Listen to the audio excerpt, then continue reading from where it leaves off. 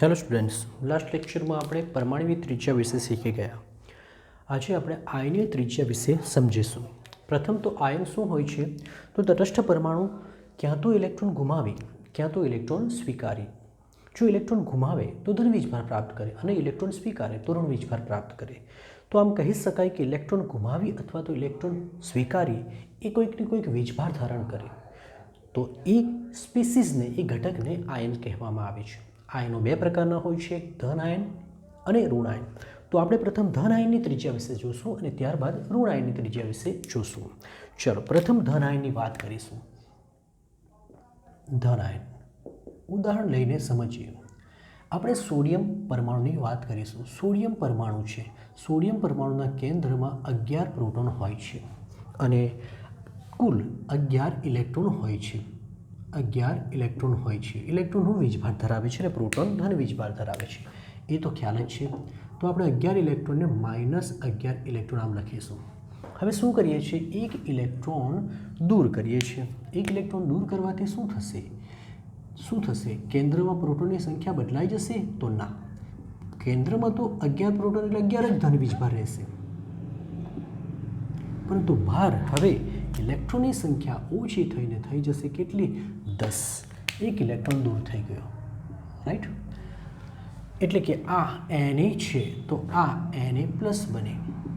હવે સવાલ એ છે કે Na અને Na પ્લસમાં કદમાં કોણ મોટું અથવા તો બંનેના કદમાં શું ફેરફાર છે? તો આપણે ચર્ચા કરીશું। તમે જુઓ, અહીં 11 પ્રોટોન 11 ઇલેક્ટ્રોન પર આકર્ષણ લગાવે છે, જ્યારે અહીં 11 પ્રોટોન 10 ઇલેક્ટ્રોન પર આકર્ષણ લગાવે છે।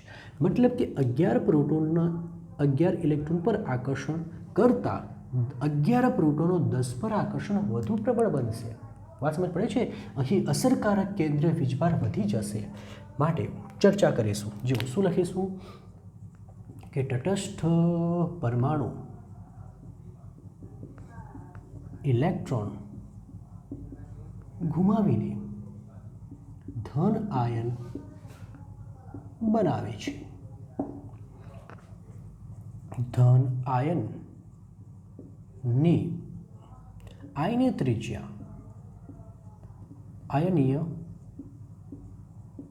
ત્રિજ્યા તટસ્થ પરમાણુની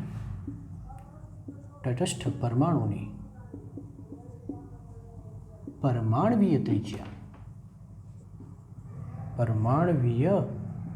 ત્રિજ્યા કરતાં નાની હોય છે। હવે આપણે કારણ સમજાવવાનું છે। ચલો શું લખ્યું છે કે તટસ્થ પરમાણુની ત્રિજ્યા કરતાં ધન આયનની ત્રિજ્યા નાની જ હોય છે અને એનું કારણ શું છે કે અહીં તમે જોશો તો અહીં 11 પ્રોટોન અને 11 ઇલેક્ટ્રોન છે, જ્યારે અહીં 11 પ્રોટોન અને 10 ઇલેક્ટ્રોન છે। કારણ કે ધન આયનમાં 1 એકમ ધન વીજભાર શું થાય છે? વધી જાય છે। જુઓ ને, 11 - 11 0, પણ 11 - 10 +1 થશે, વધી જાય છે। તેથી કેન્દ્રનું અસરકારક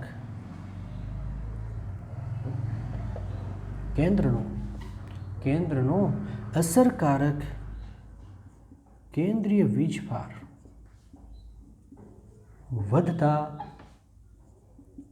કેન્દ્રનું આકર્ષણ બળ વધે છે, તેથી ત્રિજ્યા ઘટે છે। આમ જેમ ધન વીજભાર વધતો જશે,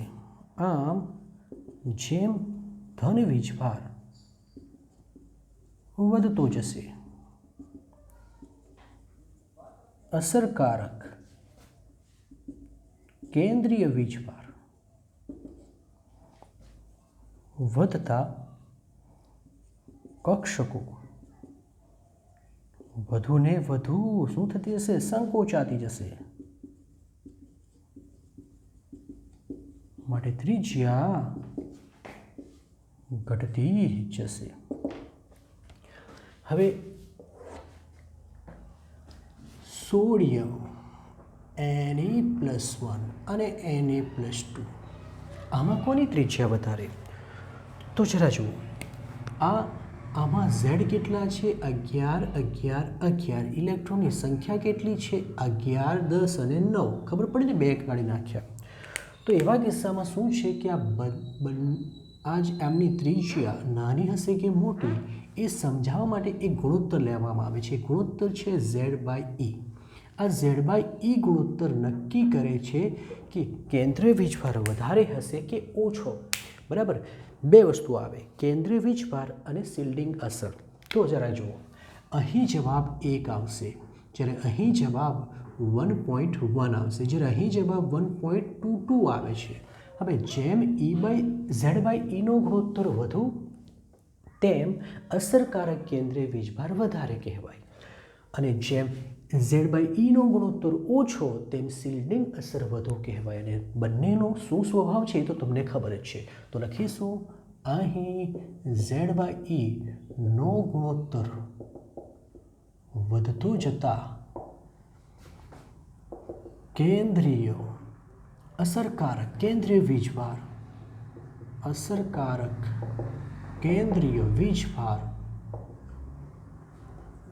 વધે છે.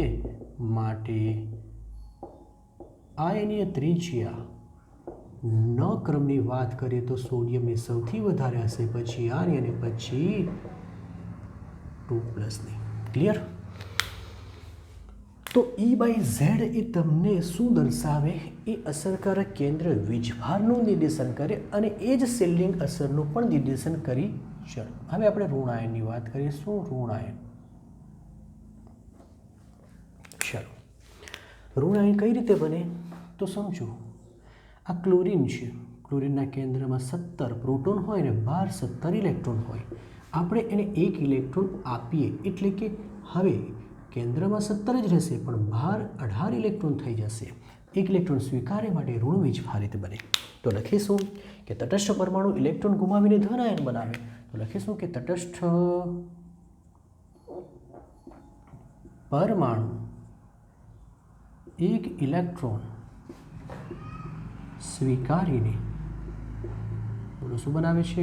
ઋણ આયન બનાવે છે. હવે એમાં શું છે કે ઋણ આયનમાં ઇલેક્ટ્રોનની સંખ્યા વધવાને કારણે શિલ્ડિંગ અસર વધે અને તેથી ઇલેક્ટ્રોન અપાકર્ષણ વધવાને કારણે ત્રિજ્યા વધે છે. તો આપણે એ પણ લખી દેશું કે ઋણ આયનની ત્રિજ્યા તટસ્થ પરમાણુની ત્રિજ્યા કરતાં વધુ હોય છે. કારણ શું છે? કારણ કે અહીં શું લખ્યું આપણે? કારણ કે ધન આયનમાં 1 એકમ ધન વીજભાર વધી જાય છે, જ્યારે અહીં 1 એકમ ઋણ વીજભાર વધે છે. તેથી અસરકારક કેન્દ્રીય વીજભાર ઘટે પરંતુ શિલ્ડિંગ અસર વધે. તેથી અસરકારક કેન્દ્રીય વીજભાર ઘટે અને શિલ્ડિંગ અસર વધતા ઇલેક્ટ્રોન અપાકર્ષણ વધે છે. તેથી ત્રિજ્યા ફૂલે છે, વધે છે.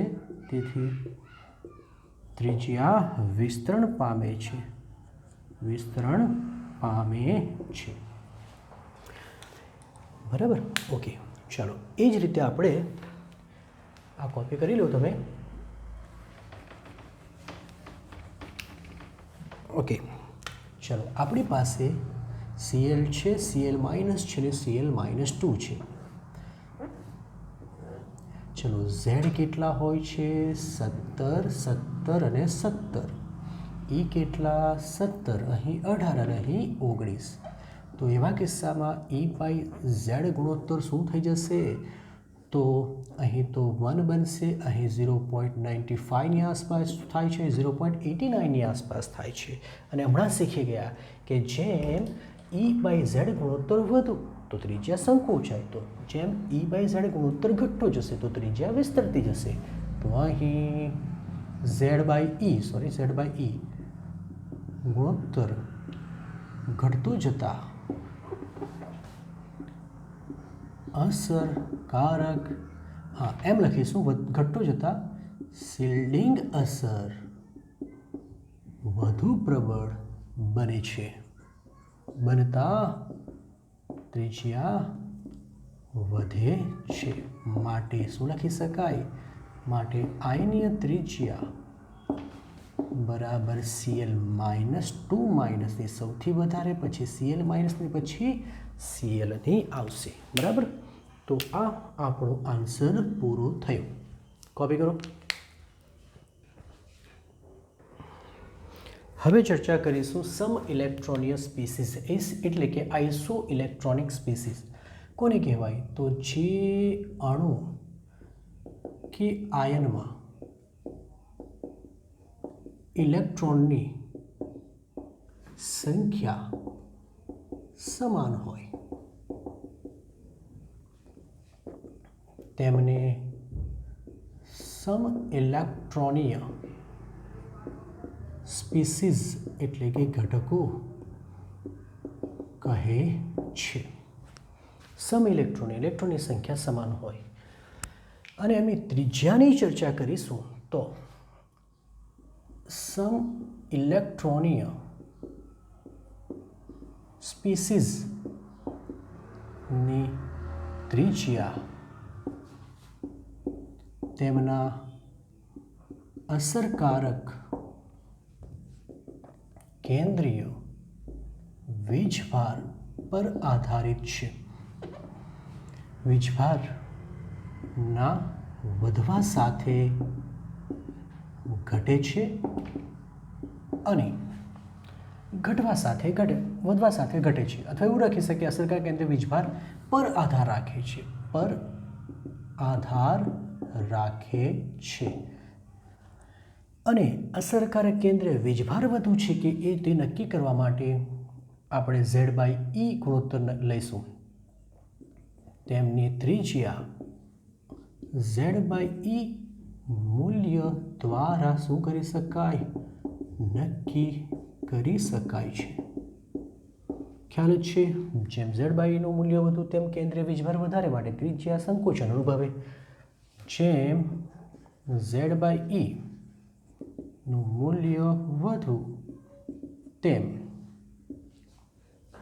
અસરકારક કેન્દ્રીય વીજભાર વધવાને કારણે ત્રિજ્યા સંકોચાય, માટે તેમ ત્રિજ્યા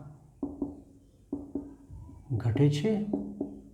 અને જેમ Z/E નું મૂલ્ય ઓછું થતું જાય, તેમ ત્રિજ્યા શું પામે? વિસ્તરણ પામે છે. ઉદાહરણ લઈને સમજીએ. ઉદાહરણ તરીકે આપણી પાસે ઉદાહરણ છે, આપણી પાસે ઉદાહરણમાં Na+ છે, Mg2+ છે, બરાબર, F- છે, O2- છે.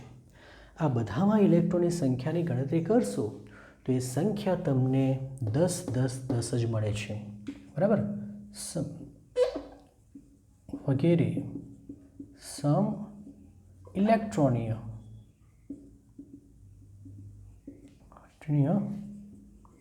સ્પીસીસ છે. બરાબર. ચાલો હવે આપણે એના માટે Z/E નો ગુણોત્તર નક્કી કરીએ. એક આપણે અહીં નિયોનને પણ લઈ લઈએ. નિયોન બી સમ ઇલેક્ટ્રોનિય છે, 10 ઇલેક્ટ્રોન છે. ચલો બધાનું આપણે લખીશું. ચલો પહેલાં આપણે સોડિયમ લખી દઈએ, પ્લસ પછી મેગ્નેશિયમ લખી દઈશું, +2 F- O2- અને Na.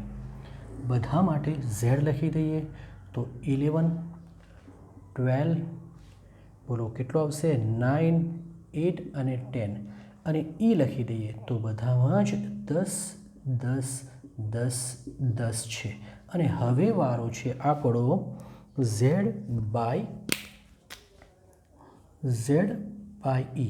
11 ભાગ્યા 10 1.1, 12 ભાગ્યા 10 1.2, 9 ભાગ્યા 10 0.9, 0.8, બોલો 1. તો બતાવો સૌથી વધારે E બાય Z ગુણોત્તર કોનો છે? મેગ્નેશિયમનો. માટે એનું કદ નાનું. અહીં જ કહ્યું મૂલ્ય વધુ તેમ ત્રિજ્યા ઘટે અને મૂલ્ય ઓછું તેમ ત્રિજ્યા વિસ્તરણ પામે. તો અહીં લખી દેશું કે અહીં Mg2+ માટે Z બાય Eનું મૂલ્ય વધુ હોવાથી તેની ત્રિજ્યા સૌથી કેવી હશે? નાની હશે. જ્યારે ઓક્સિજન માટે મૂલ્ય સૌથી ઓછું છે. જ્યારે O2 માટે Z બાય Eનું મૂલ્ય સૌથી ઓછું હોવાથી મૂલ્ય ઓછું થતું જાય તો ત્રિજ્યા વિસ્તરતી જાય હોવાથી તેની ત્રિજ્યા સૌથી વધુ હશે. તો પછી આપણે જો ત્રિજ્યાનો ક્રમ લખીએ તો સૌથી મોટામાં મોટું કોણ આવશે? ઓક્સિજન એટલે O2 માઇનસ. પછી કોનો વારો? 0.9 એટલે કે F માઇનસ. પછી નિયોન, પછી Na પ્લસ અને સૌથી નાનું કોણ હશે? Mg2+. તો આ રીતે સમ ઇલેક્ટ્રોનિક સ્પીસીસની ત્રિજ્યા પણ આપણે E બાય ઝેડના મૂલ્ય પરથી નક્કી કરી શકીએ છીએ. E બાય ઝેડનું મૂલ્ય શું કોને દર્શાવે છે? તો અસરકારક કેન્દ્રીય વીજભારનું જ નિર્દેશન કરે છે. E બાય ઝેડનું મૂલ્ય વધુ તો અસરકારક કેન્દ્રીય વીજભાર વધતો જાય. E બાય ઝેડનું મૂલ્ય નાનું તો અસરકારક કેન્દ્રીય વીજભાર શું થતા ઘટતો જાય છે. હવે આપણે અસરકારક કેન્દ્રીય વીજભારની ગણતરી કેવી રીતે કરવામાં આવે તેની ચર્ચા કરીશું. અસરકારક કેન્દ્રીય વીજભાર શું છે આપણે એના આગળના લેક્ચરમાં આપણે શીખી ગયા છીએ. અસરકારક કેન્દ્રીય વીજભાર નક્કી કરવા માટેનો સ્લેટરનો નિયમ છે અને આ સ્લેટરના નિયમ પરથી સમજવાના છે કે કેવી રીતે ગણતરી કરવામાં આવે. અસરકારક કેન્દ્રીય વીજભારને Z સ્ટાર વડે દર્શાવવામાં આવે. Z સ્ટાર એક સૂત્ર દ્વારા નક્કી કરવામાં આવે જેમાં Z માઇનસ સિગ્મા છે. અહીં Z પરમાણ્વીય ક્રમાંક હોય છે પરંતુ સિગ્મા શું છે? એ છે સ્ક્રીનિંગ અચળાંક અથવા તો શિલ્ડિંગ અચળાંક. સ્ક્રીનિંગ અચળાંક અને એ જ આપણને ગણતરી કરતાં આવડતું હોવું જોઈએ. હવે સ્ક્રીનિંગ અચળાંકની ગણતરી માટેના નિયમો લેશું. હવે આપણે સ્ક્રીનિંગ એટલે કે સિગ્મા એટલે કે સ્ક્રીનિંગ અચળાંકની ગણતરી માટેના નિયમો એ જ સ્લેટરનો સિદ્ધાંત છે. આ ખબર હોય તો આપણે આ તો ખબર જ હોય એમાંથી માઇનસ કરીએ એટલે આપણે અસરકારક કેન્દ્રીય વીજભાર મળી જાય. અને એમાં પણ પાછું A અને B છે. એવા ઇલેક્ટ્રોન કે જે NS અને NP માં રહેલા ઇલેક્ટ્રોન માટે અને પછી D કક્ષકમાં રહેલા મતલબ S અને P કક્ષકમાં રહેલા ઇલેક્ટ્રોન માટે એમ સમજીશું. S અને P કક્ષકમાં રહેલા ઇલેક્ટ્રોન માટેના નિયમો. ચાલો જરા જુઓ. એને સમજાવવા માટે આપણે આ કેન્દ્ર પછી આવશે આ પ્રથમ કક્ષા બરાબર. એના પછી આવશે આ બીજી કક્ષા, એના પછી આવશે ત્રીજી કક્ષા અને ચોથી કક્ષા. ઠીક છે. ચાલો ધારો કે આ ચોથી કક્ષા n બરાબર 4, n બરાબર 3, n બરાબર 2 અને n બરાબર 1 બરાબર આ રીતનું છે. ચોથી કક્ષામાં 4s કક્ષક આવે. ચોથી કક્ષામાં 4s કક્ષક આવે બરાબર. આ એને આપણે NS કહીએ, બરાબર. તો એની નીચે જે હશે તે કેવી હોવાની? નીચે હોવાની અહીં હશે તમારી n-1 S હશે, n-1 P હશે અને n-1 D આવશે, કારણ કે ત્રીજો ક્રમ એટલે એક એકમ ઓછો. તે રીતે અહીં શું આવશે? અહીં n-2S આવશે અને n-2P આવશે S કક્ષકમાં તો, અને છેલ્લે n-3 આવે. જોકે આપણને અહીં સુધી જ કામ છે. હવે આપણે આમાં રહેલા કોઈ ઇલેક્ટ્રોન, આમાં રહેલા આ કક્ષકમાં રહેલા ઇલેક્ટ્રોન પર કેટલું અસરકારક કેન્દ્રીય વીજભાર લાગે તે જો શોધવું હોય તો કેવી રીતે ગણતરી કરવામાં આવે તે નિયમો લેવાના છે. દરેક ઇલેક્ટ્રોન આના પર શિલ્ડિંગ અસર લગાવે જેની ગણતરી સિગ્મા દ્વારા થાય છે. તો એના જ નિયમ છે. તો લખીશું પહેલાં તો આપણે n કક્ષકમાં રહેલા ઇલેક્ટ્રોન માટે સિગ્મા ગણીએ છીએ, માટે આ નીચેનું n-1 કહેવાય, n-2 કહેવાય ને n-3 કહેવાય. તો આપણે પહેલાં તો એ લખીશું કે સમાન અથવા તો કહીશું જે કક્ષકમાં ઇલેક્ટ્રોન છે, બરાબર, તે લખે સમાન કક્ષાના ઇલેક્ટ્રોન દ્વારા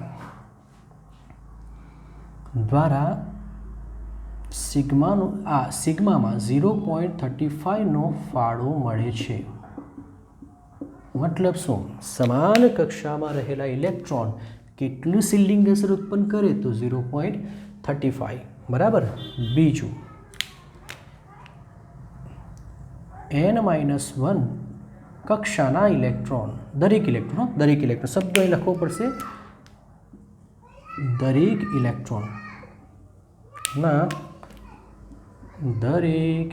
ઇલેક્ટ્રોન દ્વારા સિગ્મામાં કેટલો ફાળો? તો 0.85નો ફાળો મળે છે.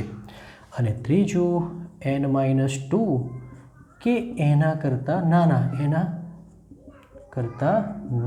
એટલે કે -3 -4 એના કરતાં નીચેની કક્ષાના દરેક ઇલેક્ટ્રોન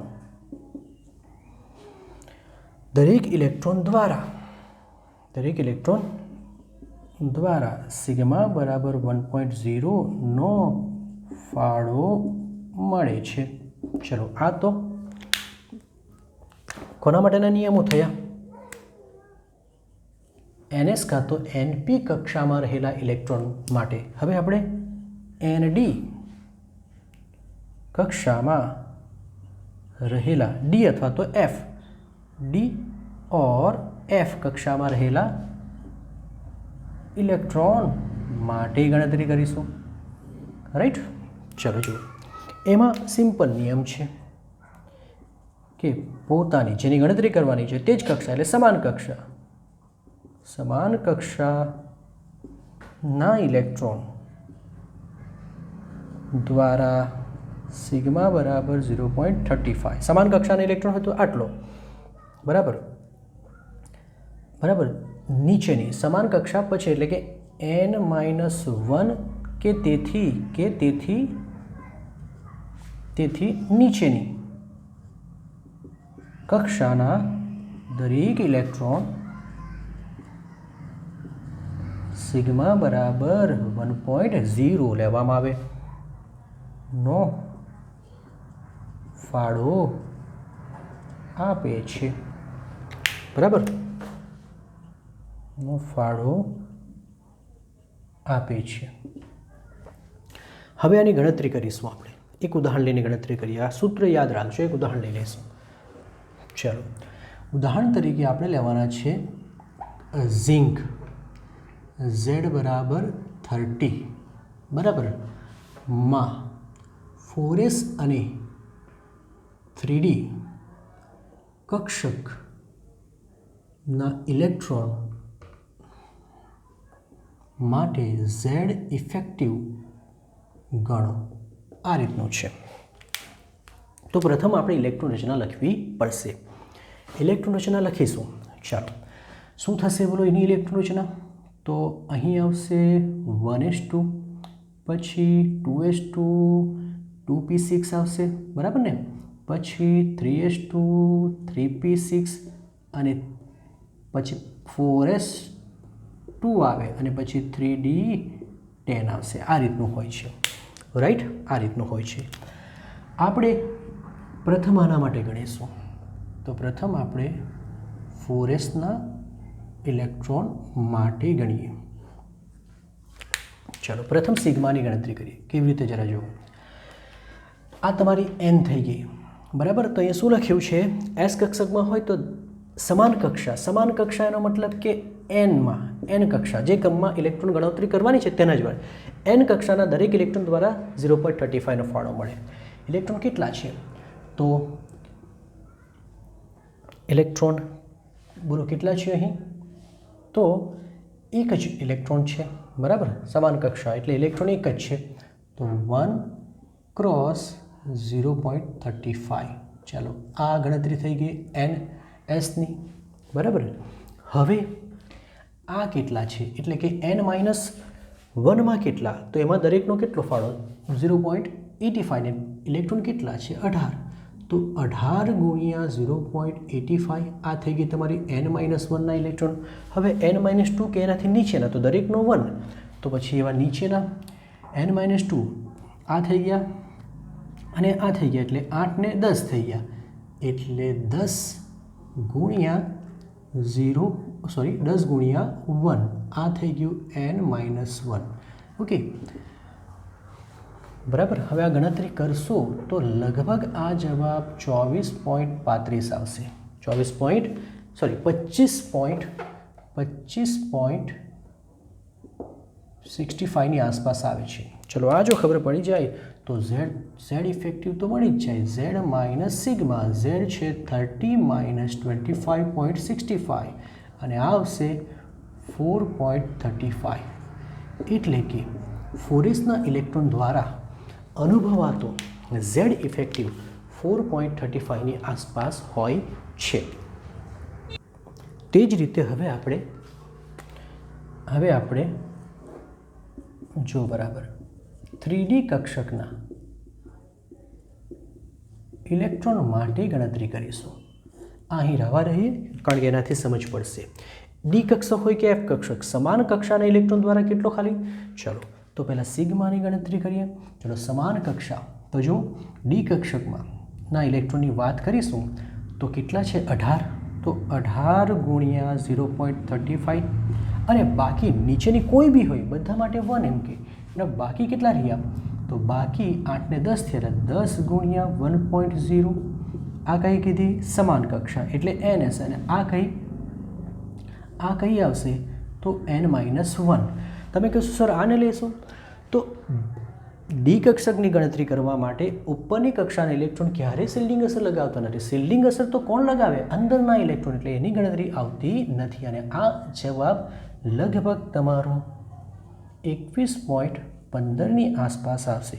જો 21.15 આવશે તો ઝેડ ઇફેક્ટિવનું સૂત્ર શું થશે, બરાબર 30 માઇનસ 21.15 થશે અને જેનો ફાઇનલ આન્સર 8.85ની આસપાસ આવશે. તો આ રીતે નિયમ સમજો. સિગ્માની ગણતરી માટે બે ભાગ પાડેલા છે, બે નિયમ બનાવેલા છે. એક એસ કક્ષકના અને પી કક્ષકમાં રહેલા ઇલેક્ટ્રોનની ગણતરી માટે. એમાં નિયમ એ છે કે જો જે કક્ષકના ઇલેક્ટ્રોન પર લાગતો જે કક્ષકના ઇલેક્ટ્રોન માટે સિગ્માની ગણતરી કરવી હોય તે જ કક્ષકના ઇલેક્ટ્રોન દ્વારા કેટલો ફાળો મળે છે 0.35, રાઈટ. એના કરતાં એક ક્રમ નીચે હોય તો કેટલો ફાળો મળે દરેક ઇલેક્ટ્રોન પર 0.85 અને એના કરતાં નીચેનો કોઈ બી માટે 1. પરંતુ ડી કક્ષકના ઇલેક્ટ્રોન માટે બે જ નિયમ છે કે જો સમાન કક્ષા હોય તો 0.35 અને એના કરતાં નીચે હોય તો બધા દ્વારા 1નો ફાળો મળે છે. તો અહીં તમને સમજ પડવી જોઈએ. આ રીતે આપણે ઝેડ પહેલાં ગણીએ અને ઝેડ પરથી આપણે ઝેડ ઇફેક્ટિવ ગણી શકીએ. અહીં તમે જરા વિચાર્યું હશે કે અહીં 4sમાં 2 ઇલેક્ટ્રોન છે, જ્યારે અહીં આપણે 1 ઇલેક્ટ્રોન લીધા, તો આપણે બેમાંથી એક ઇલેક્ટ્રોન પર લાગતું શિલ્ડિંગ અસર જોઈશે. બે ઇલેક્ટ્રોન છે, બે ઇલેક્ટ્રોન. હવે આપણે આની ગણતરી કરીએ તો એ પોતાના પર તો સીલિંગ અસર ન લગાવી શકે ને, માટે એક જ ગણતરીમાં લેવામાં આવે.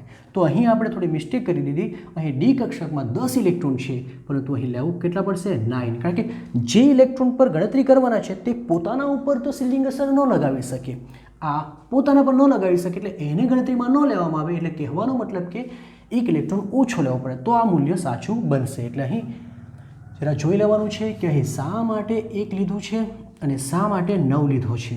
વાત સમજ પડવી જોઈએ.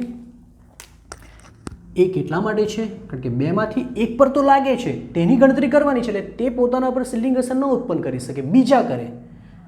બરાબર.